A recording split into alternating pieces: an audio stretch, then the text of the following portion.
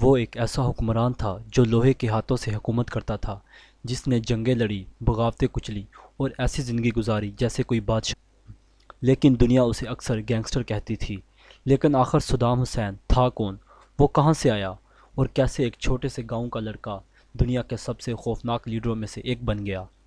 چلیے جانتے ہیں اس شخص کی کہانی جو طاقت کے عروج پر بھی کبھی مطمئن نہیں ہوا۔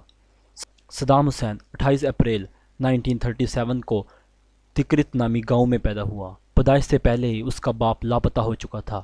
کچھ کہتے ہیں کہ وہ فوت ہو گیا تھا، کچھ کہتے ہیں بھاگ گیا۔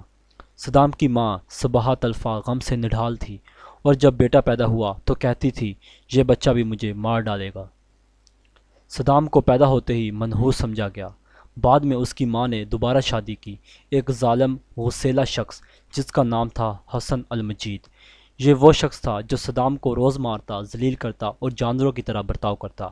کہا جاتا ہے کہ صدام کا بچپن زخموں کی ایک لڑی تھا۔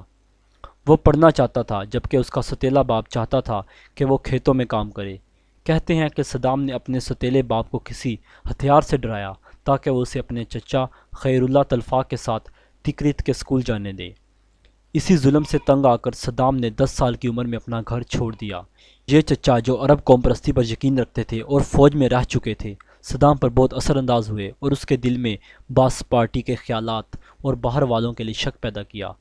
صدام بغداد آ گیا اور یہاں آ کر اپنے چچا خیر اللہ طلفہ کے ساتھ رہنے لگا، جو سابق فوجی سخت قوم پرست اور عرب اتحاد کے دیوانے تھے۔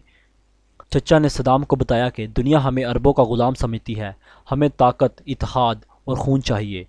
صدام نے پہلی بار گن چچا کے ہاتھوں دیکھی، پھر اسکول جاتے ہوئے بھی بندوق لے کر جاتا، صرف ڈر کی وجہ سے نہیں، طاقت دکھانے کے لیے۔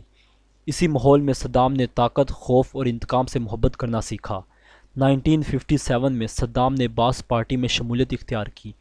یہ پارٹی نیشنلزم، عرب طاقت اور سامراج دشمنی کی علم بردار تھی۔ یہی وہ خیالات تھے جو صدام کے دل میں پہلے سے پکے ہو چکے تھے۔ صدام کوئی پڑھا لکھا یا بحث کرنے والا آدمی نہیں تھا، اس میں دوسری خوبیاں تھیں۔ وہ جلد ہی پارٹی میں طاقتور اور ہر کام کرنے والے لڑکے کے طور پر مشہور ہو گیا، جو مشکل کام کرنے سے نہیں گھبراتا تھا۔ 1959 میں اس کی یہ بدماشی والی بات کھل کر سامنے آئی۔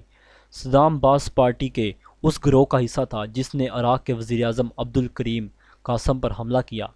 یہ حملہ بری طرح ناکام ہوا۔ صدام خود بھی ٹانگ میں گولی لگنے سے زخمی ہو گیا۔ کہا جاتا ہے کہ اس نے وہ گولی خود ایک چھوٹے چاقو سے نکالی۔ یہ ایک ایسی کہانی ہے جسے اس نے بعد میں اپنی بہادری اور بے رحمی دکھانے کے لیے خوب پھیلایا۔ سے بھاگ گیا، پہلے شام پھر مصر۔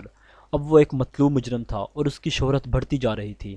جب 1963 میں باس پارٹی نے کامیابی سے حکومت سنبھالی تو صدام عراق واپس آ گیا، لیکن جب پارٹی کی حکومت ختم ہوئی تو اسے کچھ عرصے کے لیے جیل بھی جانا پڑا، مگر اس کا آگے بڑھنے کا جنون ختم نہیں ہوا۔ وہ پارٹی کے اندرونی سیکیورٹی کے معاملات میں ایک اہم آدمی بن گیا، جہاں جاسوس، خفیہ پولیس اور سخت پوچھ گچھ عام تھی۔ وہ لوگوں کو ڈرانے اور طاقت حاصل کرنے کے طریقے سیکھ رہا تھا۔ 1968 تک باس پارٹی دوبارہ حکومت میں آ گئی اور صدام کا رشتہ دار احمد حسن البکر صدر بنا، لیکن اصل طاقت صدام کے پاس تھی، جو انقلابی کمانڈ کونسل کا نائب چیئرمین تھا۔ اس نے آہستہ آہستہ سیکیورٹی اداروں، فوج اور پارٹی پر اپنا کنٹرول مضبوط کیا۔ وہ صرف ایک سیاستدان نہیں تھا، وہ ایک ایسا گروہ بنا رہا تھا جو صرف اس کا وفادار ہو، اور یہ وفاداری انعام اور خاص طور پر ڈر کی بنیاد پر تھی۔ صدام حسین ایک ایسا نام جس نے ایک وقت میں پورے مشرق وسطیٰ کو ہلا کر رکھ دیا تھا۔ لیکن کیا آپ جانتے ہیں کہ اسے گینگسٹر کا لقب کیوں دیا جاتا ہے؟ یہ صرف الزام نہیں تھا، اس کے پیچھے ڈر، موت اور طاقت کی ایک سچی کہانی چھپی ہے۔ جولائی 1979 کا ایک دن تھا، صدام نے اقتدار سنبھالا۔ صدر بننے کے کچھ دن بعد ہی اس نے پارٹی کی ایک خاص میٹنگ بلائی، کیمروں کے سامنے، پوری دنیا دیکھ رہی تھی۔ میٹنگ کے دوران صدام نے خاموشی سے چند نام پڑھے۔ ان لوگوں پر الزام تھا کہ وہ حکومت کے خلاف سازش کر رہے ہیں۔ ایک ایک کر کے ان پارٹی ممبران کو ہال سے گھسیٹ کر لے جایا گیا، اور پھر صدام نے باقی لوگوں کو ہتھیار تھما دیے اور کہا، ان غداروں کو تم خود گولی مارو۔ یہ سیاست نہیں تھی، یہ کسی گینگ لیڈر کا انداز تھا، جیسے مافیا اپنے دشمنوں کو خود ختم کرواتا ہے۔ صدام نے بھی اپنی طاقت کا یہی خوفناک پیغام دیا۔ صدام نے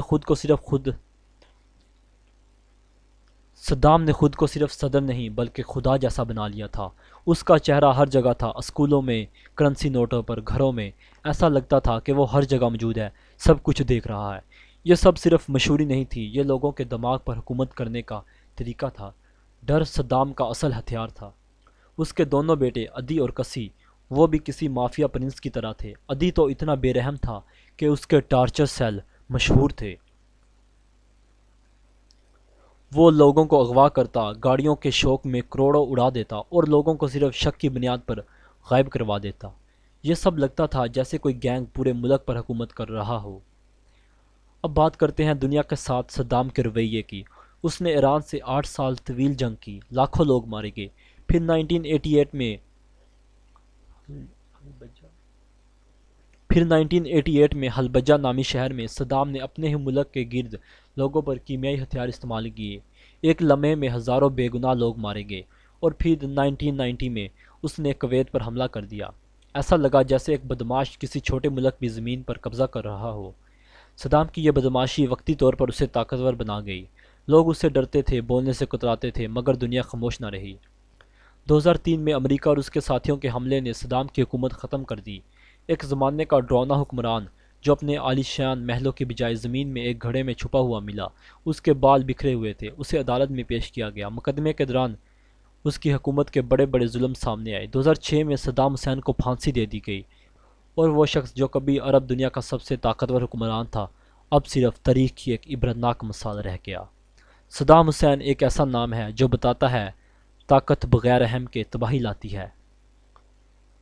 کچھ لوگوں کے لیے صدام ایک مضبوط لیڈر تھا جو اپنے ملک کو ایک ایک کرنے کی کوشش کرتا رہا۔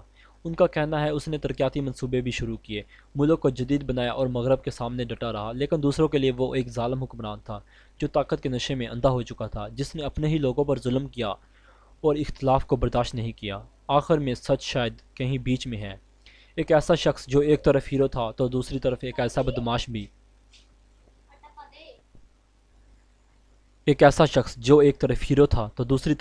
بدماش بھی۔ جس کے خوف نے ایک پورے ملک کو قید میں رکھا۔ دیکھنے کا شکریہ۔ صدام حسین کی اس پیچیدہ کہانی پر آپ کیا سوچتے ہیں؟ ہمیں نیچے کمنٹس میں بتائیں۔ مزید ایسی دلچسپ تاریخی شخصیات کے بارے میں جاننے کے لیے لائک، سبسکرائب اور بیل آئیکن کو پریس کرنا نہ بھولیے گا۔